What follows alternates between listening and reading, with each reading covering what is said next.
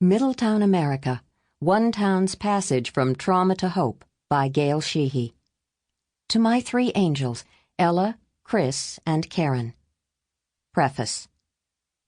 A few weeks after the attacks of September 11th, I set out to explore the human side of the catastrophe.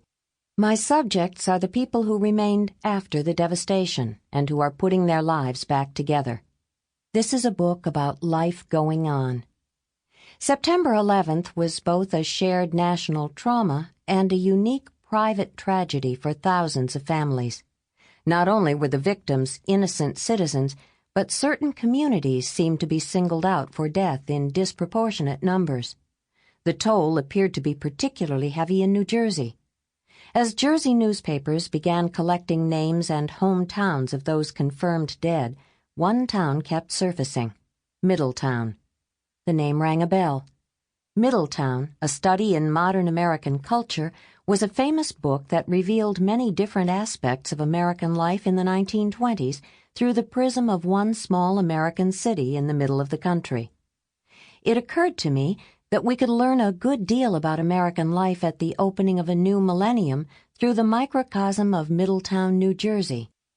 Nearly 50 people were robbed from this middle-class commuter suburb and its sister hamlets on the Rumson Peninsula by the terrorist attacks 20 miles away at the World Trade Center, the largest concentrated death toll. Those lost included a gung-ho Port Authority police officer who had raced to the scene, single working moms, beloved sports coaches, and a heavy contingent of traders and brokers who worked in the Twin Towers. Most clicked out of their garages in the dark of early morning, took the train or ferry across the river, and clicked back into their garages after dark. They didn't think they needed to know their neighbors or depend on the community. I began walking the journey of trauma and grieving with some of the victims' families and survivors week by week. What would become of the young wives carrying children their husbands would never see? Wives who had watched their dreams literally go up in smoke in that amphitheater of death across the river. I remember sitting with a formerly feisty surfer girl, Kristen, as she raked her fingers through her uncombed hair and described a visit to the library.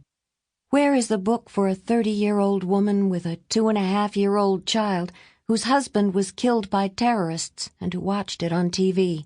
Where is the book for that? And yet this same Kristen later channeled her pain into the battle for an independent investigation of the government's failures to protect its citizens, a battle that led her all the way to the White House. Sample complete. Ready to continue?